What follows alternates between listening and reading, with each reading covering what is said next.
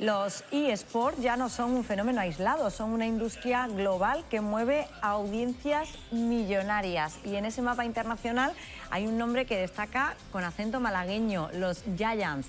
Lo que comenzó como una pequeña aventura en una tienda de informática se ha convertido en un club referente en Europa capaz de llenar gradas, ganar títulos y cerrar acuerdos con marcas como Nike o Vodafone. Hoy visitamos su casa, lo están viendo en directo, para conocer de cerca este mundo, coincidiendo además con una jornada de puertas abiertas que se celebra hoy.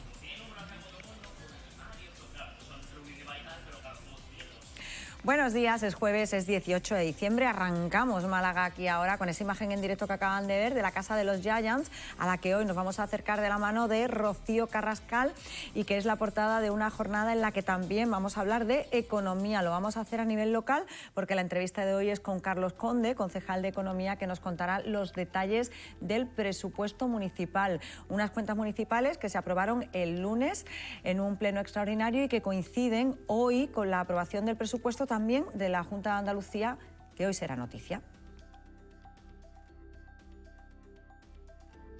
Aprobación de los presupuestos del Ayuntamiento de Málaga y de la Junta de Andalucía, de los que hablamos esta mañana con los tertulianos Claudia Luna Palencia y Antonio González. Bienvenidos los dos, buenos días. Buenos días, querida Paula. Buenos días, Antonio. Buenos días, Paula. Encantados de estar aquí contigo. Calentando motores ya para la Navidad, que nos queda nada. Lo estábamos diciendo antes de que empezara el programa. En una semana estamos ya en Navidad. Con la cuenta atrás, ¿eh? Y estábamos comentando también el tema de las comidas navideñas, que luego hay que pasar por báscula y nos vamos a llevar la sorpresa desagradable. Bueno, esperemos que no. Presupuestos que coinciden esta mañana, fíjense, con la movilización que protagoniza hoy la agricultura y los agricultores en Bruselas. 15.000 agricultores de toda Europa, también de Andalucía y de Málaga, marchan por la capital europea para pedir la retirada del recorte del 22% de los fondos de la política agraria común, la PAC, una medida que afectaría directamente, ya se puede imaginar, al campo malagueño. ¿Qué puede suponer, Antonio, para el campo malagueño una medida como esta? Retirar pues en torno al 20% de la política agraria común, del presupuesto que se dedica. Paula, afectaría negativamente. Si ya el sector primario, la ganadería, la pesca, la agricultura, es un sector que está en horas bajas y por el que tenemos que apostar e incentivar con este tipo de ayudas comunitarias, si desaparecen, lógicamente, muchas familias que dependen de la agricultura lo van a pasar realmente mal. Mira, yo soy una europeísta, pero sin embargo creo que hay muchas políticas económicas que tienen que ver con el ámbito también medioambiental, esas políticas, ¿no?, de cuidar el medio ambiente, el cambio climático que está llevando a cabo la Comisión Europea, el Consejo Europeo, que están arruinando al campo, pero también a la pesca, con unas decisiones que verdaderamente están causando muchos daños económicos, ¿no?, en muchos sectores primarios que nos deberían de preocupar, porque lo que no produzcan en España, en Europa, nuestros campesinos, nuestros agricultores, lo vamos a terminar comprando a China, a Marruecos o a otros países. Pues es un asunto del que vamos a estar también pendientes, al igual que de la sanidad, porque fíjense, hoy vamos a hablar de la satisfacción ciudadana con el funcionamiento de la sanidad pública, porque se ha publicado el barómetro sanitario del CIS, que apunta a que solo el 22% de la gente consigue cita para el médico de cabecera al día siguiente, una cifra que se completa con que el 70% refiere más demoras, con una espera media que ronda los 10 días. Bueno, pues nada que no sepamos y de lo que no hayamos hablado en numerosas ocasiones, ¿no? La joya de la corona, ¿no? Yo siempre digo, tenemos dos grandes joyas de la corona, o teníamos, ya no sé si decirlo en pasado o en presente, que primera, nuestra magnífica red ferroviaria en España, trenes de alta velocidad, pero también nuestro magnífico servicio de hospitales públicos, ¿no? Y creo que nos lo estamos acabando, ¿no? La infraestructura sigue ahí, pero cada vez esa infraestructura atiende a más gente, somos más los demandantes, están completamente rebasados, no hay más sanitarios, ni siquiera están mejor pagados, no tenemos más camas, o sea, se está dando un embudo muy preocupante en el sector salud, ¿no? Bueno, yo quiero pensar que claro, está cambiando la situación y se está adaptando a la nueva situación. Fíjense, relacionado con la sanidad, la Junta de Andalucía y las organizaciones sindicales de la Mesa Sectorial de Sanidad han alcanzado esta semana por unanimidad un acuerdo por el que se define define un nuevo pacto de bolsa de Servicio Andaluz de Salud que pone fin a más de una década de bloqueo después de la denuncia del modelo anterior, que databa del año 2013. Bolsa única, permanente y actualizada, y la incorporación inmediata de los MIR a la bolsa de trabajo. Que está claro que a lo mejor no es la solución definitiva, pero Antonio, yo creo que puede ayudar, ¿no?, a mejorar la situación. Un acuerdo, ¿no?, marco podría venir a solventar los graves problemas de los que adolece la sanidad pública en nuestro país y en concreto en Andalucía. Pero todo pasa también por una inyección de inversión. Coincido con Claudia de que la joya de la corona del estado del bienestar en España era la sanidad, una sanidad pública que se ha ido degradando con el paso de los años y de las décadas.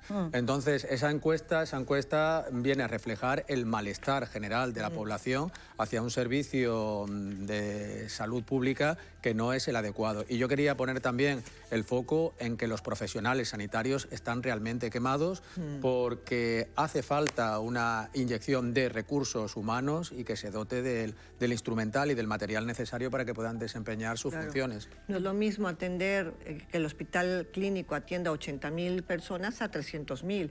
Entonces, claro que por supuesto hay problemas en toda la cadena, ¿no?, de atención. Mañana justo voy a estar en un desayuno con el consejero de Sanidad que va a estar en Málaga. Entonces, bueno, pues tendré la oportunidad de escucharlo y de preguntar pues varias cosas al respecto, ¿no? Pero yo creo que, por supuesto, tiene que preocuparnos a todos los que somos usuarios de este servicio porque se cuide la calidad. Al final somos todos, porque No, antes claro. o después, al final, todo el mundo, ¿no?, tiene que acudir. Así es, porque independientemente, por ejemplo, yo tengo mi seguro privado para hacerme las pruebas, etcétera, pero la gente siempre dice, si te van a operar, que sea con el hospital público, porque ahí están los mejores equipos, los mejores sanitarios. Que ese argumento que tú acabas de decir es otra de las conclusiones de ese CIS relacionado con la sanidad. Dice, cada vez hay más gente, no es ninguna novedad, cada vez hay más gente que contrata un servicio privado de sanidad, pero todos dicen que a la hora de tener un problema hay que ir a la sanidad pública, con lo cual... Por ejemplo, un tratamiento oncológico, un trasplante, siempre te ofrece más garantías la sanidad pública. Bueno, pues son las historias que les vamos a contar esta mañana y que completamos con los directos que nos llegan desde diferentes puntos de la ciudad. Están viendo a mis 4 compañeros aquí pendientes. Tenemos a Lara Hernández, que esta mañana está con los socialistas del Ayuntamiento, que presentan una moción junto a representantes de Red por una Málaga Mejor. Nos lo va a contar en un minuto. Ángela Arias, a la que están viendo aquí, está pendiente de que comience una rueda de prensa en Tabacalera, donde se presenta un proyecto dentro del marco de transformación digital del Ayuntamiento de la ciudad. A Manu García lo tenemos en la presentación de una exposición que se llama Cómo batir la imaginación para que no se corte. Está en el MUCAC, en La Coracha, y nos va a dar más detalles. Y Rocío Carrascal, como han visto al principio en el arranque del programa, nos acerca hoy al equipo de los Giants, que está en Málaga con motivo de una jornada de puertas abiertas en su casa. Asuntos que les vamos a contar hasta la 1:15 de la tarde y que arrancan hoy, ya lo saben, con el presupuesto municipal del Ayuntamiento de la ciudad. Se aprobó este lunes, el lunes de esta misma semana, unas cuentas para el año que viene que superan los 1.200 millones de euros y de los que vamos a hablar hoy con el concejal responsable, con Carlos Conde, en nuestra entrevista. Y hablando de dinero y de presupuesto, aprovecharemos hoy para hacer repaso de cómo han subido los precios de los productos típicamente navideños. El turrón ha subido un 16%, según la OCU, la Organización de Consumidores. Pero ojo, porque no es lo único que sube. El redondo de ternera ha subido un 19%, el jamón ibérico un 10%, el cordero lechal un 8%. Y así un suma y sigue. Y con esta subida de los precios nos hemos preguntado qué menú vamos a poner para la Navidad, qué vamos a preparar. Y se lo hemos preguntado a ustedes, a ver qué nos dicen. La verdad es que todavía no he comprado nada. No tengo mucha idea de lo que voy a hacer todavía. Soy más de última hora. Así que lo pensaré ya la semana que viene, seguro, a partir del lunes. Pues lo típico de todos los años. Lo típico de unos entrantes, alguna sopa, porque parece ser que va a hacer frío, y pues típico algo de carne, pescado, lo habitual, vamos. Uy, bueno, pues nada, el clásico bacalao, sopa de cebolla y nada, pues los turrones, por supuesto. y ya, sería todo. Unos entrantes, un poco de marisco, un poco de la carne de siempre y luego los postres, las minardises navideñas. Bueno, pues de momento no parece que esté afectando mucho la subida del precio de todos los productos navideños con lo que consumimos. Y fíjense, les doy una cifra que también tiene que ver con lo que nos cuestan las Navidades, porque las comidas de Navidad, las que hacemos en la calle, están ya de media en torno a los 45 euros por persona. Y si nos queda algo de dinero después de pagar todo esto, podemos aprovechar para irnos de viaje, aprovechando las vacaciones de Navidad. Hoy hablamos con el sector para contarles cuáles son los destinos para estas fiestas, los preferidos por los malagueños. De momento nosotros no nos vamos de viaje, eso sí, nos vamos a ir a saludar a nuestra compañera Lara Hernández, que está pendiente esta mañana del Grupo Municipal Socialista, que está presentando una moción junto a representantes de Red por una Málaga Mejor. Buenos días, Lara. Buenos días, Paula. El Grupo Municipal Socialista pide a la Junta de Andalucía que agilice los trámites para el programa de asistencia material básica para que las ayudas lleguen de 2025 y 2026 sin retrasos.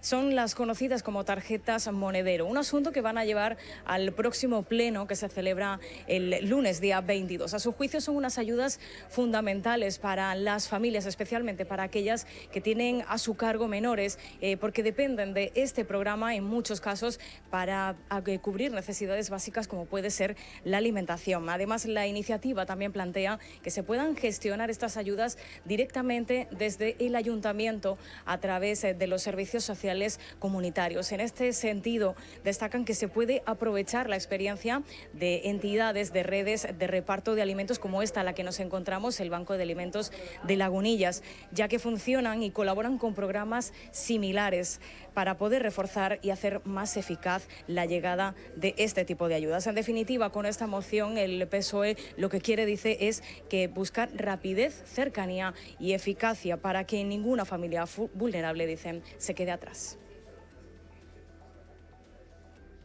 Gracias, Lara. Pues una moción que van a llevar al pleno ordinario del mes de diciembre, que se celebra el lunes, coincidiendo con la lotería de Navidad que les vamos a ofrecer en directo en esta casa desde las 8:30 de la mañana y que va a presentar ella, nuestra compañera Lara Hernández. Así que el lunes, a partir de las 8:30 de la mañana, tienen que estar con Lara Hernández, que va a estar en el punto de ventas del Boquerón de Oro, para conocer todos los detalles de qué da de sí esa lotería de la Navidad. Saludamos ahora, ya la están viendo, a Ángela Arias, que está a la espera de que comience esa rueda de prensa relativa a un proyecto para la digitalización del ayuntamiento. Buenos días, Ángela. Muy buenos días, Paula. Hoy desde aquí la incubadora de alta tecnología en la Tabacalera se va a presentar a los medios de comunicación, como bien decías, en unos minutos, este proyecto que se enmarca en la transformación digital del Ayuntamiento de Málaga, denominado Personas que Innovan, nuevo entorno Google, y que por tanto se espera que permita a los empleados públicos mejorar y optimizar por tanto sus tareas diarias. Un proyecto que aseguran que es ambicioso y que ya comenzó el pasado año y por tanto ya esperan que finalice de cara a este próximo 2026. Gracias, Ángela. Y en nuestra sección IBIMA, hoy vamos a recibir a la investigadora Isabel Barragán, que está desarrollando un proyecto biomédico malagueño para personalizar el tratamiento del cáncer con un análisis de sangre. Un proyecto que ha sido el único en Andalucía en recibir apoyo de la Fundación La Caixa. En un rato les vamos a contar los detalles. Será en la segunda parte del programa, pero antes vamos a saludar a Rocío Carrascal, que esta mañana va a estar con los Giants, el equipo malagueño de eGames, al que hoy nos acercamos, como les digo, de la mano de Rocío. Buenos días. Buenos días, Paula. Buenos días, Málaga. Pues aquí estamos en Home of Giants, que es la sede del equipo malagueño de los Giants, el equipo de eSport, que además es el referente no solamente en España, sino también en el resto de Europa, porque compite en dos de las ligas más importantes, en League of Legends y en Valorant, que son dos de los videojuegos. Hoy vamos a conocer un poco más sobre todo este mundo, que además partió, en el caso de los Giants, de unos emprendedores. Vamos a conocer cómo se crea un equipo de eSport y además el día a día de estos jugadores, de estos gamers, cómo se entrena, cómo se compite y cómo se construye un gigante como este. Y además lo hacemos en una jornada que es importante. Como veis, ahora mismo están de preparativos porque esta tarde se presenta aquí de forma oficial los equipos que van a competir en la próxima temporada, en el 2026. Hoy estamos aquí con ellos. Pues en un ratito volvemos con nuestra compañera Rocío Carrascal. Y no se despisten, porque si tienen previsto acudir a la cabalgata de sus majestades, los Reyes Magos de Oriente, sepan que desde esta medianoche están a la venta las entradas para poder conseguir una silla. En un ratito les vamos a contar si quedan entradas y cómo conseguirlas. Además hablaremos sobre el operativo y el montaje que lleva a cabo la agrupación de cofradías. Nos vamos ahora al Museo La Coracha Mucat, donde Manu García está en la inauguración de esa exposición Cómo batir la imaginación para que no se corte. Buenos días, Manu. Hola, ¿qué tal? Muy buenos días, Paula. El Mucat La Coracha nos invita a imaginar con esta exposición, a dejarnos llevar por nuestros pensamientos. Bajo el título, como decías, Cómo batir la imaginación para que no se corte, esta muestra está compuesta por 155 obras como esta y está inspirada en el universo de Rafael Pérez Estrada.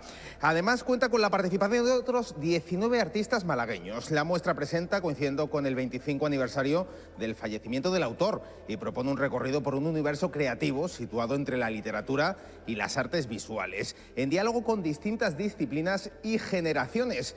El proyecto pone de relieve, además, la presencia, como decimos, de 19 artistas malagueños, estableciendo conexiones entre el legado de Pérez Estrada y la creación contemporánea desde las vanguardias artísticas hasta el siglo XXI. Pues muchísimas gracias a nuestro compañero Manu García. Asuntos que completamos a esta hora, son las 11:47 con las portadas de los periódicos locales para contarles por dónde pasa la información. Nuestros compañeros de Diario Sur: un malagueño detenido por asestar 480 puñaladas a una mujer en Sevilla. Afirma esta información nuestro compañero Juan Cano, que además avanza que la víctima le había alquilado una habitación de su casa al arrestado, un joven de 31 años, natural de Alaurín de la Torre. Fíjense ese titular en la portada de Diario Sur, del que seguro seguiremos hablando. Málaga Hoy: intentan estrangular a una mujer en un aparcamiento del centro de Marbella. La víctima logró huir y alertar a algunos taxistas, que pudieron retener al sospechoso hasta la llegada de la policía. Junto a esta noticia, junto a este suceso, tenemos también la foto del rector de la Universidad de Málaga, que se desmarca del resto de universidades andaluzas en el rechazo al reparto de la financiación. Son las dos noticias que ocupan portada en el Málaga Hoy. La Opinión de Málaga: lotería de Navidad. Los malagueños gastarán una media de 60 euros este año en la lotería de Navidad. Ya saben, el sorteo será el lunes. Ya les he dicho que lo podrán ver aquí en la televisión municipal a partir de las 8:30 de la mañana. El Español de Málaga: todos los detalles del CaixaForum Málaga. Suelo de 2,6 millones y 101 aparcamientos. Nos cuentan los plazos nuestros compañeros del Español de Málaga. Pues son las noticias que comparten protagonismo a esta hora, también con la información de servicio, que como siempre comenzamos con la previsión del tiempo. Les cuento que hoy tenemos cielos poco nubosos o despejados, aumentando a nubosos de nubes altas al final del día. Temperaturas que suben un poquito y vientos que soplan flojos y variables.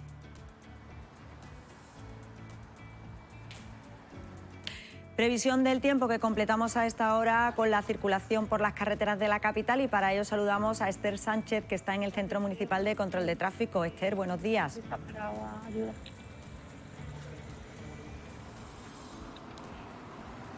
Esther, buenos días. Hola, buenos días. ¿Cómo se circula a esta hora por las carreteras de la capital? Pues en estos momentos tenemos tráfico intenso en las entradas a Málaga por Avenida Juan 23, sentido Plaza Manuel Azaña, y Avenida Valle Inclán, ambos sentidos. Desde aquí, como siempre, recomendamos el uso del transporte público. Pues muchísimas gracias, Esther. Bueno, pues tiempo y tráfico, que como cada día nos sirve para ir a la entrevista del día. Ya les he adelantado y recibimos al concejal de Economía del Ayuntamiento de Málaga, Carlos Conde. Bienvenido. ¿Qué tal? Muchas gracias Muchas por gracias acompañarnos. A vosotros. El lunes se aprobó el presupuesto de Málaga para el año que viene. Se hizo con los votos del Partido Popular, porque toda la oposición votó en contra, y nosotros queríamos conocer hoy todos los detalles de las cuentas, que serán las cuentas municipales el año que viene. ¿Qué aspectos destacaría, concejal, de este presupuesto para el año que viene? Bueno, me gustaría centrarme en el primero, que puede ser el más normal, el que le aporta normalidad al trabajo, que es el hecho en sí de aprobar unos presupuestos. Hay que contextualizarlo porque hay que recordar que padecemos, y digo como ayuntamiento también, no como ciudad, pues de alguna manera pues una cierta dificultades en la gestión que tenemos que hacer cuando no se aprueban los presupuestos generales del Estado. Y lleva por 3 años ya que, pues no sé, tenemos unas actualizaciones y una capacidad que el presupuesto general del Estado debe de aportar a los presupuestos municipales. Entonces, decir que hemos aprobado unos presupuestos es dar la garantía al territorio de que el ayuntamiento hace sus deberes. Son con 1.264 millones de euros que se quedan en la economía de la ciudad, ¿no? No es solo los servicios que se prestan en la ciudad, sino también la propia inversión que recoge los presupuestos de este ayuntamiento, de cerca de 190 millones si sumamos los planes de conservación, y que es dinero que va directamente a mejorar pues, los entornos más cercanos a los barrios, ¿no? O sea, yo primero destacaría ese hecho, ¿no? Luego, la oposición, evidentemente, las enmiendas, que podríamos hablar de ellas, pero bueno, tampoco vamos a estar entrando en detalle, eran enmiendas complicadas en su ejecución. Algunas pedían recortes en partidas que no se pueden tocar porque vienen ya decididas, o algunas incluso hasta de dependencia. O sea, es que cuando se propone desde ese desconocimiento se hacen algunas peticiones que no son posibles. Pero en cualquier caso, lo que sí merece especial atención es que la mayor parte del presupuesto responde a cuestiones que en el propio Pleno, con acuerdo de los grupos políticos, hemos decidido de seguir reforzando. Pongo un ejemplo nada más para no extenderme, el plan de bicicletas. Bueno, pues algo que se ha discutido mucho en los plenos hablando de movilidad. Bueno, pues este presupuesto ya arranca ese plan de bicicletas, de alquiler, de bicicletas que son asistidas con un pequeño motor y que va a permitir tener pues algo así como 1.000 bicicletas y 100 estaciones para poder moverse por la ciudad. Pongo ese ejemplo, ¿no? En definitiva, hemos aprobado y comienza ese proyecto del 2026 que será con el respaldo de las cuentas. Porque, concejal, cuando uno se plantea hacer un presupuesto de una ciudad, de una gran ciudad como Málaga, ¿qué es lo que tiene que tener en cuenta? Es decir, ¿cómo se sienta en la mesa? ¿Qué aspectos se tienen en cuenta? ¿Qué se prioriza? Pues mira, no voy a referirme al síndrome que tenéis los periodistas del folio en blanco, porque no es así. Afortunadamente, los presupuestos, en su mayoría, aunque sean 1.234 millones, en su mayoría tienen una continuidad, porque hay cuestiones que son evidentemente tienen que estar. El personal que trabaja para la administración local sigue en la estructura en su mayor parte.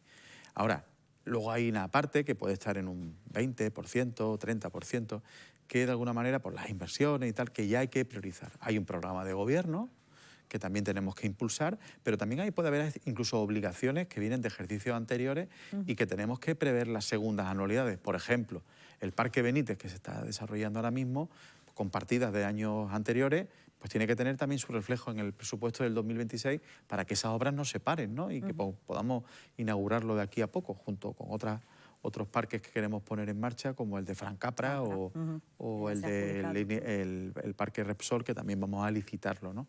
Bueno, responder a esas cuestiones en materia, por ejemplo, de inversión y, por supuesto, el coste de la vida. A las familias y a las empresas, a los autónomos, se les ha encarecido de alguna manera el coste de sus servicios, en temas laborales y en temas de subida del IPC. Eso también repercute en el Ayuntamiento de Málaga. Lo que antes hacíamos con X euros, ahora nos cuesta un poco más caro. Si queremos hacer lo mismo, tenemos que ponerle algo más de dinero para poder no tener que frenar ese servicio, ¿no? Y hay mejoras, evidentemente, en todas las áreas de gobierno y todos los ejes principales del presupuesto. ¿Cuáles son las prioridades a la hora de realizar y de confeccionar un presupuesto como el del Ayuntamiento de Málaga? En este caso, bueno, aparte de hablar del programa de gobierno, es una obviedad, pero es así, pero es que el programa de gobierno lo que establece es una iniciativa ambiciosa, a pesar de no tener competencia en materia de vivienda, ¿no? Entonces, la vivienda debe seguir teniendo un esfuerzo presupuestario importante en los presupuestos. Se va a cerca de 70 millones de euros las políticas que tienen que ver con la sociedad de vivienda y con el IMV. No solo para promoción de vivienda, también para alquiler, ayuda al alquiler, para rehabilitación, ascensores, zonas, para compra de pequeños inmuebles para poder rehabilitarlos para determinado conjunto de población, como pueden ser discapacitados, pueden ser mayores, en una zona de bajos, en un edificio. Bueno, en definitiva, la política de vivienda sigue teniendo un esfuerzo importante. No es cuestión de poner más por más, es que la vivienda, una vez que arranca, tiene unos plazos de ejecución y unas certificaciones. Sabemos que no todo tiene que estar siempre creciendo. Pues, cuando tenemos una promoción que entra en carga, entra con menor inversión. Cuando la promoción ya está en buen ritmo, tiene mucha más certificación, y cuando está terminando vuelve a bajar, ¿no? Bueno, en esa iniciativa, esas más de 2.200 viviendas, que los presupuestos van a tener reflejo en determinados momentos de su ejecución, ¿no? Pero, por supuesto, también los servicios públicos que se ven mejorados, la inversión en los barrios, es decir, los barrios vuelven a ser protagonistas. No hay proyecto de inversión de los 450 proyectos que hay en los presupuestos que no esté buscando una solución a un problema concreto de una barriada o de una calle. Y eso hay que decirlo así. Y, por último, los grandes proyectos. Y ahí hemos dado ya, como por así decirlo, el paso definitivo, anunciando el arranque del auditorio para la ciudad de Málaga. Financieramente hablando, ¿es posible que el Ayuntamiento haga frente a un proyecto como este en solitario o con ayuda, en este caso, de la Junta de Andalucía? Porque no parece que el Gobierno esté muy por la labor. Es posible, los números lo hemos hecho. Somos prudentes cuando hacemos estas afirmaciones. Málaga ha constatado, no porque lo digamos nosotros, sino porque lo dice la Cámara de Cuentas, lo dice la Intervención General del Ayuntamiento, lo dice también la AIREF, que es la que, de alguna manera, la Autoridad Independiente de Responsabilidad Fiscal, que a nivel español vigila pues cómo estamos haciendo las cuentas las diferentes administraciones públicas. Todos dicen que Málaga tiene una solvencia económica, una solvencia financiera envidiable. Es decir, aquí se han hecho bien las cosas, no se ha presupuestado por encima de nuestras capacidades, no hemos previsto más ingresos de los que realmente sabíamos que íbamos a cobrar. Es decir, esa responsabilidad en materia económica y financiera es la que nos permite que a día de hoy el Ayuntamiento de Málaga, en materia de endeudamiento, seamos de los más bajos de España. Y no necesariamente porque hayamos aumentado la presión fiscal, porque también en eso somos muy moderados a nivel fiscal. ¿Qué es lo que hemos conseguido? Bueno, pues con ese bajo endeudamiento que tenemos ya, que puede estar del orden del 30 y pico %, muy por debajo del 110, que es el máximo legal, 110%, siendo de las capitales menos endeudadas con diferencia, poder asumir una financiación que no impacta solamente en un año, que va a tener también, como obra también que supone el auditorio, pues un momento que arranca más flojo. A día de hoy no hay que prever en los presupuestos del 26 ninguna operación todavía de financiación de corto plazo, pero sí ya habrá que prever en el 27, 28, 29, en fin. Son 4 o 5 años pueden ser de ejecución del proyecto. Hay capacidad para hacerlo, no obstante el alcalde va a seguir abriendo las puertas a que no solo Junta de Andalucía y Diputación, que han anunciado que están y van a estar, sino que el Estado, en fin, también se incorpore, y los privados, ¿no?, que el alcalde está haciendo ese esfuerzo. Concejal, hacía referencia a los impuestos, que también yo creo que es uno de los aspectos que más preocupa y ocupa a los ciudadanos malagueños. De nuevo se mantiene esa política de intentar contener la subida de los impuestos para los malagueños.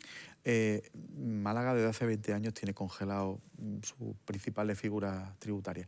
Y cuando digo congelado, lo digo en términos nominales. Es decir, bueno, podemos liar un poco al telespectador, pero quiero decir, es que los impuestos ni siquiera se ven actualizados por el IPC. Es decir, pues evidentemente la economía crece, también el IPC hace que vayamos así, sin embargo los impuestos siguen congelados, ¿no? Es cierto, y hay que decirlo así, que es previsible que la prestación de la basura pueda finalmente entrar en carga en el 26. Lo hemos dicho por activa o por pasiva, es una norma estatal que obliga a todos los ayuntamientos de España, no a Málaga, sino a todos los ayuntamientos de España a poner en marcha ese esa contribución de que el que más contamina debe de pagar más, ¿no? Lo que nos hemos quejado todos los ayuntamientos de todos los colores políticos es que no se haya contado con los ayuntamientos para su diseño y que, entre otras cosas, hubiéramos solicitado no hacerla tan confiscatoria. Es decir, se podría haber empezado no repercutiendo el 100% del coste del servicio. Se podría haber pensado como es el transporte público. El transporte público es deficitario. La gente sabe que paga un billete que no cubre el coste total del servicio. Por eso es deficitario. Lo que falta lo pone el ayuntamiento con otras figuras tributarias. Bueno, pues la tasa de basura o la prestación debería haberse pensado así. Así lo vemos, ¿no? Pero bueno, trabajaremos evidentemente para que el gobierno cambie las reglas de juego, para establecer bonificaciones fiscales a aquellos que hagan buenas prácticas en materia de reciclaje y, por supuesto, que también nos hemos prestado, una vez conocidos los efectos reales, introducir alguna otra modificación de bajada en el IBI, sabiendo que el IBI de Málaga está muy bajo ya. Está con poco margen de recorrido, pero también lo vamos a pensar. Esta tasa de la basura, que evidentemente estamos todos muy pendientes, ¿se sabe ya cuánto se va a pagar, cuánto van a pagar cada familia? ¿Tiene el ayuntamiento ya un cálculo de cuánto va a ingresar por ese impuesto? ¿A qué se va a destinar? Bueno, las previsiones iniciales del 25 son todavía muy bajas, ¿no? Llega a 25 millones o así. Bueno, hablar en términos absolutos depende del ayuntamiento, lo grande, lo pequeño que sea, el número de la población que tiene, ¿no? El número de viviendas y el número de actividades comerciales, ¿no? Es evidente que, a diferencia, en Málaga, a diferencia de otros ayuntamientos, la gente a día de hoy no paga una tasa de basura doméstica. La de actividad económica sí la sigue pagando. Lo que pasa es que se va a ver revisada en el 27 por esta misma prestación, ¿no? Lo que vendrán a pagar, bueno, va a ir siempre en función del valor catastral de la vivienda y también del número de personas que estén censadas en la vivienda, ¿no? Los números los estábamos dando, la media, porque hay desde los más pequeños a los más grandes, pues la media entiendo que estaba en torno a 112 o 100, sí. Pero bueno, evidentemente dependerá finalmente de ese valor catastral y el número de personas, y bueno, sabiendo que población vulnerable, entendida esta como aquellos que estén con un salario dentro del salario mínimo interprofesional o el IPREM, pues puedan ser bonificadas en un 50% del coste de la basura. Y también así se le añade también las familias numerosas, ¿no? Bueno, haremos medidas. Todavía estamos en un proceso de diseño de esa prestación. Es verdad que en un 90% ya está muy, digamos, definida, pero hay un recorrido que todavía puede hacer variar en algo como finalmente quede esta figura nueva, ¿no? Porque tenemos ya fecha concreta para que entre en vigor. Ahora mismo estábamos en periodo de exposición de lo que es el anteproyecto, por así decirlo. Se estaban recibiendo alguna que otra alegación, no recuerdo ahora mismo, eran a título particular, pero no eran de fondo, ¿no? Y bueno, la idea es que ahí son muchos los hitos que todavía hay que poner en marcha para su aprobación, y bueno, la idea es que todavía el primer semestre, como poco del 2026, dé para trámite simplemente, ¿no? La idea es que pudiera entrar más pensando en el segundo semestre y más en el cuarto trimestre, si hacemos, porque yo creo que por plazo es que vamos a ir muy justos, sí. Uno de los objetivos, evidentemente, del Ayuntamiento de Málaga son los distritos, es decir, la ciudad, los proyectos de ciudad. Concejal, ¿le piden mucho los diferentes concejales por sus distritos? ¿Vienen cuando se está confeccionando el presupuesto a pedirle, ay, en mi distrito, ay, yo necesito esto, Bueno, no solo los distritos, las propias áreas, ¿no? Evidentemente las expectativas de mis compañeros pues siempre son mucho más altas de lo que realmente podemos llegar, porque el presupuesto debe de crecer moderadamente. Es decir, primero, para no aumentar más la presión fiscal. Segundo, para no endeudarnos, por decir, hay que hacer más por más. Y tercero, por evaluar la capacidad de ejecución luego también de las iniciativas, ¿no? Porque no se trata de poner más dinero, porque si no hay que gestionar ese dinero, ¿no? Que también eso lo valoramos a lo largo del año, ¿no? Pero es cierto que los distritos, hombre, siendo un presupuesto que trata de llegar a los barrios, pues ahí todo directamente a través de las propias juntas de distrito, que van a tener más capacidad económica a nivel general para dinero que gestionan directamente, pero indirectamente a través de la gerencia de urbanismo, a través de medio ambiente, a través de playas, para los distritos que tienen playas, a través de las distintas áreas, tienen también inversiones que llegan al territorio. Hay un reparto y evidentemente tratamos de llegar, pues bueno, a aquellos proyectos midiendo también que estén en un grado de madurez para que puedan ser licitados cuanto antes. No se trata de tener la partida y que ahí ese dinero quede hasta que cuando diga el que sea lo liciten, no. Se trata de que en enero estén aprobados los presupuestos y en ese momento todo el mundo le esté dando al botón para licitar el proyecto de tal, sea el de la senda litoral o el paseo marítimo o Baños del Carmen, o sea el Parque Jiménez Frao en Puerto de la Torre, o sea el centro de gimnasia artística de Palmilla, o sea la comisaría de Teatino, o sea, proyectos hay en todos los distritos y casi todos los barrios. ¿Por qué tanto por ciento hemos tenido de ejecución del presupuesto de 2025? La previsión que hace el interventor respecto a la ejecución presupuestaria, hace una previsión para ver si cumplimos con las reglas fiscales, para el año 2026 se acerca al 90% de ejecución. Es cierto que las inversiones tienen un decalaje, por eso que decía de que arrancan con poco, luego tienen mayor intensidad y luego vuelven a caer, ¿no? Las inversiones, bueno, depende del organismo, pues suele estar eso entre el 40, 50%, pero ojo, entendido, porque no es una inejecución por el hecho de dejar de hacer, es que hay una parte de esos proyectos que cuando pongamos el ejemplo, si tenemos un proyecto de 1 millón de euros, lo licitamos y tenemos oferta y la oferta más ventajosa es por 800.000 euros, están sobrando 200.000 euros. Claro. ¿200.000 euros es una inejecución? No, es dinero que ha sobrado porque se va a hacer el proyecto. ¿Y ese dinero de dónde aparece luego? En los remanentes del año siguiente, ¿no? O sea que hay un elemento de ahorro, pero no por inejecución, sino porque tenemos una ley de contratos del sector público que permite que la gente licite y consigamos ofertas ventajosas para hacer ese proyecto, ¿no? Concejal, empezaba la entrevista haciendo referencia a que tenemos un presupuesto. También hoy la Junta de Andalucía aprueba el presupuesto, en este caso para la región, pero seguimos sin presupuesto a nivel nacional. Hay muchos que insisten en que no pasa nada, que, bueno, pues que se prorrogan, pero a nivel práctico, para que lo entiendan todos los malagueños, ¿qué supone que no tengamos presupuesto a nivel nacional y que llevemos además años sin ese presupuesto? Bueno, es en la noche y el día. Es decir, a ver, para empezar, esos que dicen que no pasa nada posiblemente sean los mismos que decían que había que incluso dimitir todo un gobierno y convocar elecciones. Punto uno. En segundo lugar, un elemento que lo dice el sector económico, te lo dice claramente. El principal elemento importante de un presupuesto es la estabilidad.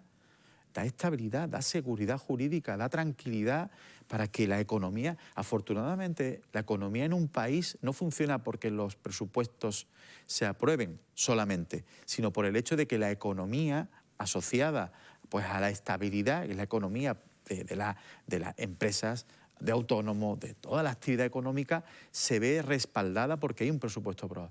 Y en tercer lugar, es que a los ayuntamientos, evidentemente, tenemos que tener el respaldo de un gobierno, porque tienes la obligación, el gobierno, de aportar los recursos necesarios, pero no que se nos anuncie, como se nos ha anunciado allá por el día 11 de diciembre, cuáles van a ser las cantidades que vamos a tener en el año 2026. Si tenemos ya un presupuesto en esa fecha, lo tenemos un presupuesto totalmente preparado. ¿Cómo lo hemos hecho? Pues haciendo previsiones, tratando de decir, veremos a ver si metemos la pata. Esa realidad está afectando en la gestión de los ayuntamientos.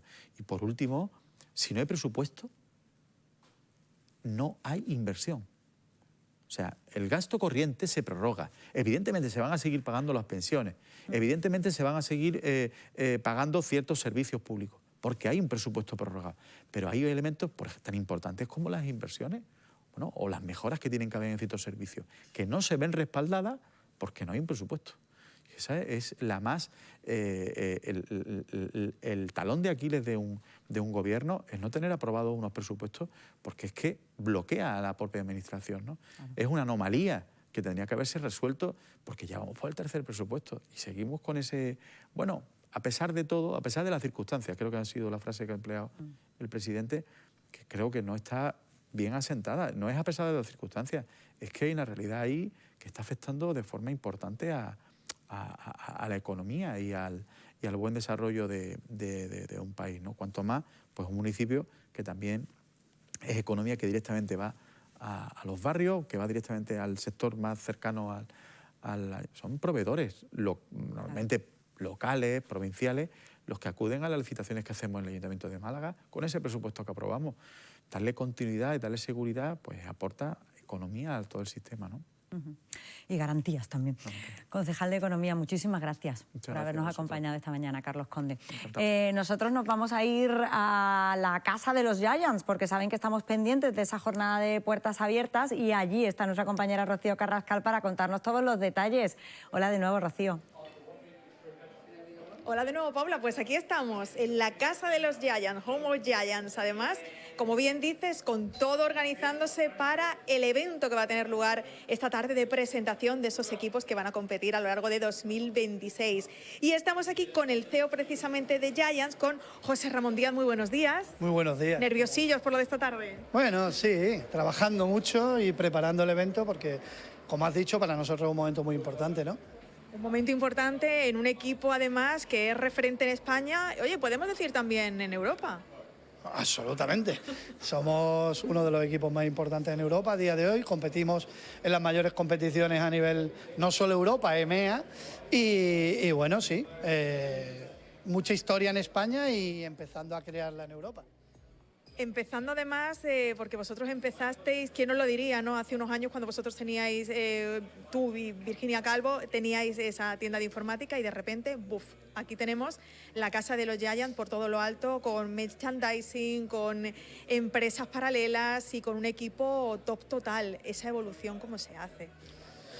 Bueno, trabajando mucho, volviéndote un poquito loco quizás, innovando, intentándolo y bueno, somos los dos muy ambiciosos, somos muy de buscar oportunidad y en aquel momento consideramos que los eSports podían ser una gran oportunidad para nosotros como negocio, era algo que estaban haciendo en aquel momento y ahí que nos lanzamos, ¿no? Entonces, bueno, sí, la verdad que, bueno, quizás temerarios, se podría decir también en algunos aspectos, porque cuando nosotros entramos en este sector, en esta industria, bueno, como tal no existía, ¿no? Entonces fuimos de los primeros, hace ya Giants se fundó en 2008, nosotros empezamos primero como patrocinadores del equipo en aquel entonces y cuando ya entramos en la compañía, que fue en 2012, pues imagínate, ¿no?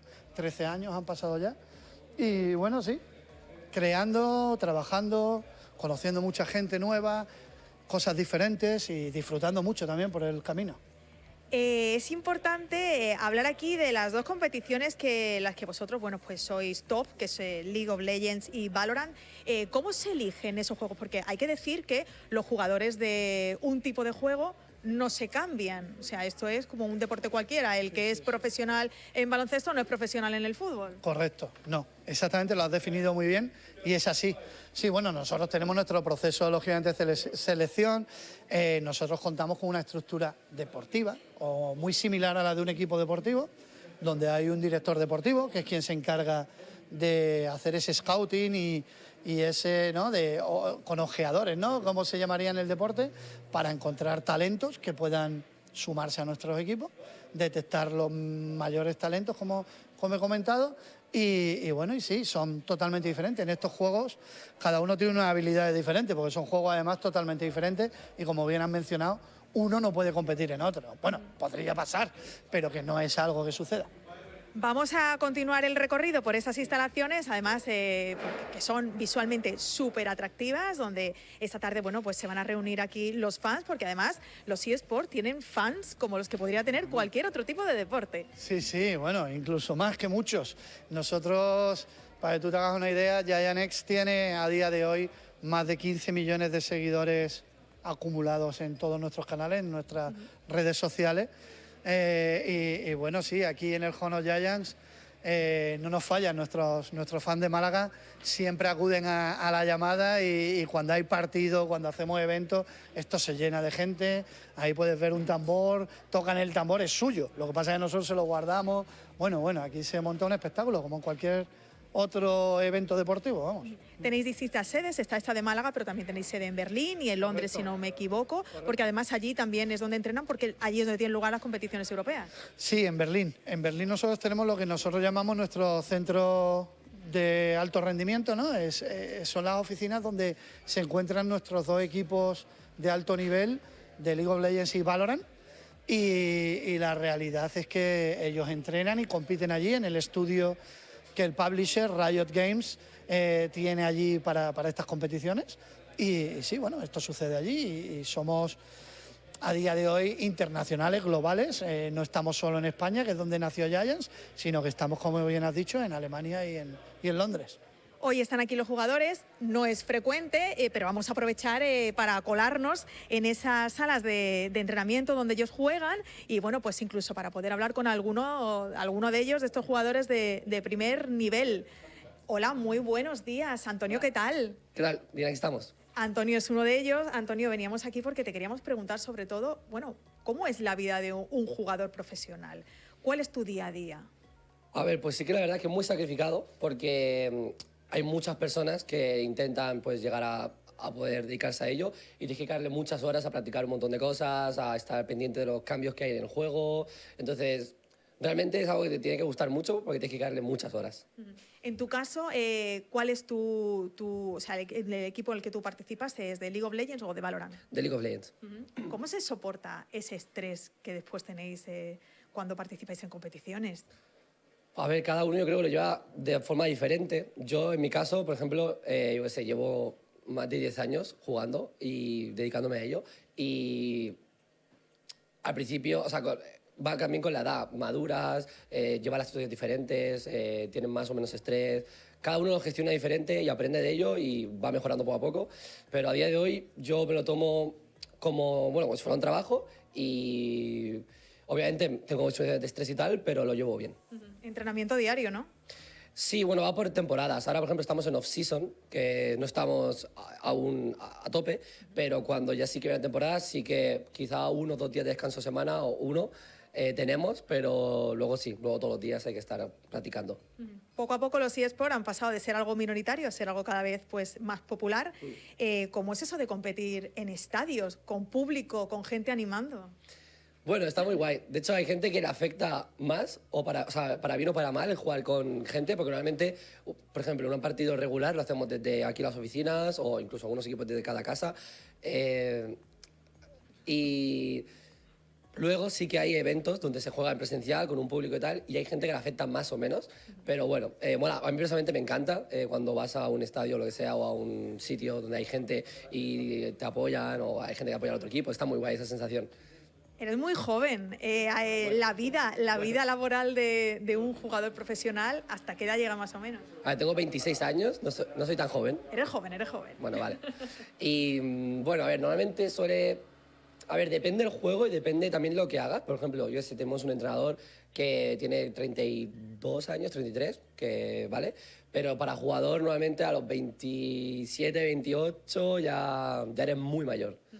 Así que normalmente suele llegar hasta esa edad más o menos. ¿Qué previsiones hay para la próxima temporada, para la que hoy presentáis? Pues hemos hecho un proyecto muy guay, que yo personalmente me hace mucha ilusión, así que nada, yo obviamente voy a ir a ganar y tengo muy buenas expectativas, así que nada, ojalá salga todo súper bien porque va a estar muy guay. Pues muchísima suerte, que todo vaya muy bien, claro que sí. Y bueno, pues nosotros nos despedimos desde aquí, desde la casa de los Giants, donde, bueno, pues ya saben que esta tarde va a estar esto abierto para todos los que quieran venir aquí a descubrir esos equipos que van a competir en League of Legends y en Valorant a partir de 2026, esos equipos que surgen desde aquí, desde Málaga, con integrantes, con jugadores de todas las partes del mundo. Un equipo, además, ya lo han escuchado, top a nivel europeo y aquí malagueño. Ay, 26 años, muy mayor, Dios mío de mi vida. Ay, yo me he quedado con eso, ¿eh? Bueno, espectacular. Muchísimas gracias a nuestra compañera Rocío Carrascal y a Lorena Aragón, que es la cámara que nos está enseñando esas imágenes en directo de la casa de los Giants, que están hoy además con una jornada de puertas abiertas, así que si quieren aprovechar pueden pasarse por allí para conocer esas instalaciones. Que estamos a una semana de la Navidad, que no sé si os habéis dado cuenta. Bueno, Claudia sí, porque ha venido además con Brilli. Bueno, y además tenemos... y con los décimos de la lotería nos va a tocar, ¿eh? Que lo vuelvo a repetir, que el lunes a partir de las 8:30 de la mañana, con nuestra compañera Lara Hernández, que va a estar en Lagunillas, en directo, en el punto de venta El Boquerón de Oro, que tienen que estar siguiéndonos, que yo tengo un presentimiento. Nos va a tocar la lotería. Yo también. Nos va a tocar la lotería y nos vamos a ir de viaje incluso, porque la vivienda no sé si nos va a dar para una casa, porque además han sacado unos datos relacionados, y Málaga es de las 4 ciudades donde no podríamos comprar una casa. Ya se pueden imaginar con lo que nos toque del gordo. Pero bueno, algunas vacaciones sí que nos podemos pegar. Para saber qué hacen y dónde van de vacaciones los malagueños, hemos llamado a Sergio García, que es presidente de la Asociación de Agencias de Viaje de Andalucía. Sergio, buenas tardes, bienvenido. Muy buenas tardes, Paula. A ver, ¿aprovechan los malagueños estas fechas para hacer escapadas? Sí, a ver, bueno, el periodo de Navidad siempre todo el mundo viaja un poco en plan de familia, ¿no? Para ir a pasar estas fiestas con su familia es lo habitual. Y ya pasado el día 25, a partir del 25-26, ya empiezan a salir de vacaciones. Eso todos los años más o menos es similar. O sea, hasta ahora, digamos, estos días están yendo todos, muchos, porque tienen familia afuera, sobre todo tenemos mucha gente que han venido de Sudamérica. Entonces, durante todo el año vamos vendiendo para esta fecha viajes para estar con su familia. Y ya después los malagueños, digamos los que somos aquí autóctonos, pues a partir del 26, 27, ahora mismo acabo de atender a unos clientes que quieren irse a Dubái. Por lo cual, digamos, es lo habitual una vez que pasa el periodo de Navidad, la fiesta de Navidad, que son más de familia, claro. Claro. Sergio, porque ¿cuál es el destino preferido por los malagueños para irse a pasar la Nochevieja, ¿no? Que entiendo que la Nochevieja sí que nos da para pasarla fuera, ¿no? Es menos familiar, digámoslo así. Hay de todo.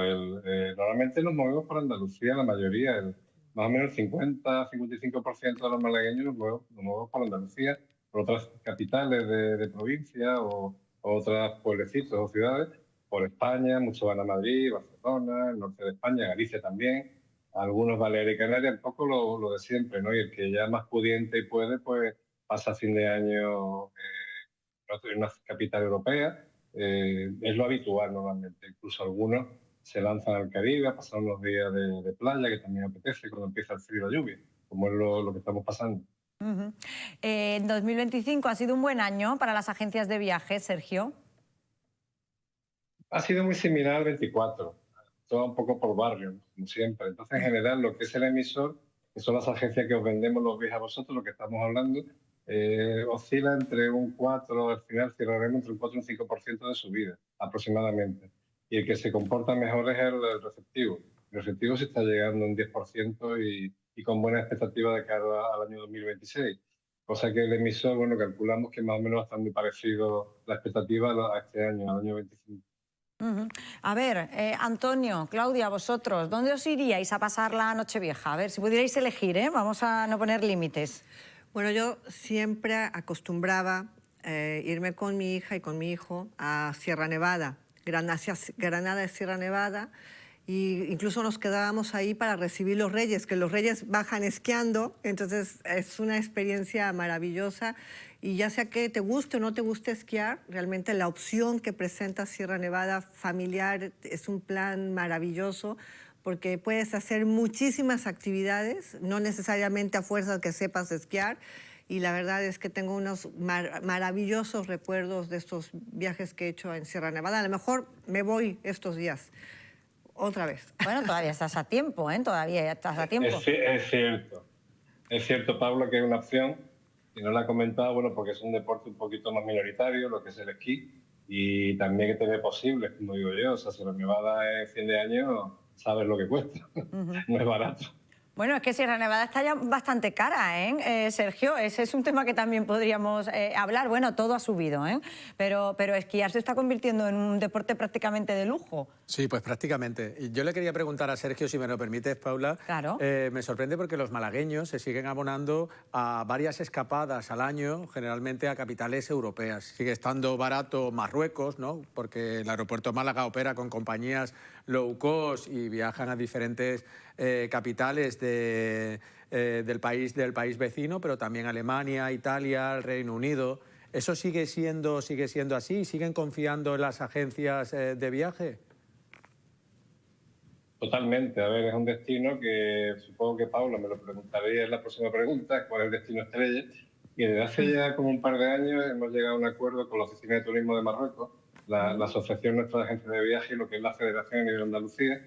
Y es verdad que los malagueños, y con esas facilidades, como bien dice, de muchos vuelos directos que hay, tanto a Tánger, a Tetuán, a muchos destinos, Marrakech, incluso que antes no había, es un destino que ha subido, te puedo decir, hasta octubre, que hablé con una persona, el director de la Oficina de Turismo en Madrid, que me hablaba de en torno al 15% de subida de españoles. Ellos hablan el número de españoles que les lleguen, pero realmente la mayoría son andaluces y sobre todo malagueños.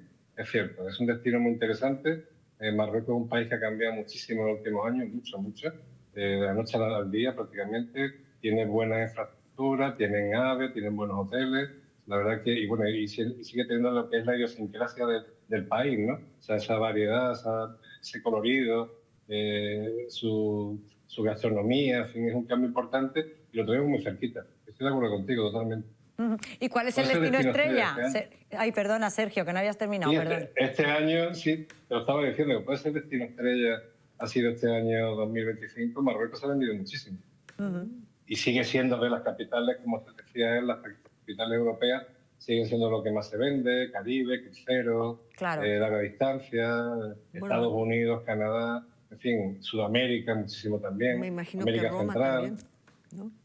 Es que el mundo se nos ha quedado pequeño. Claro, yo entiendo, Sergio, también que bueno, pues el auge de visitantes que van a Marruecos tiene algo que ver también con el precio, ¿no? Entiendo que los precios son muy competitivos, ¿no?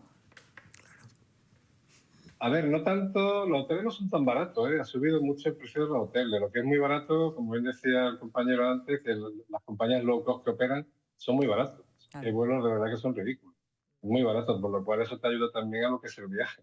Y sí, sigue siendo un destino, te digo, muy barato y tenemos la suerte, quizás en el aeropuerto de Málaga, con tantísimos destinos directos como tenemos, creo que son 150, 180 a muchos destinos, digamos, que vuelan desde Málaga directamente. Eso facilita mucho a los malagueños para poder viajar a donde queramos.